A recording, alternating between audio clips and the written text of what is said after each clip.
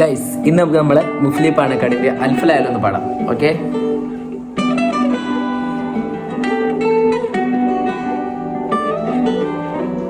അൽഫുലയാലിലെ ജിന്നിന്റെ നാട്ടിൽ അനുരാഗ ബഹറിൻ മറുകര തേടി, കഥയിൽ കിനാവിൽ മുഹബത്തിൻ കടവിൽ ഓളങ്ങളെ തൊട്ട പൂന്തോണിയേറി, ദൂരങ്ങളറിയാതെ ചിറകിലായി നിറമാകുവാൻ റൂഹിൻ ഖിസയുമായി.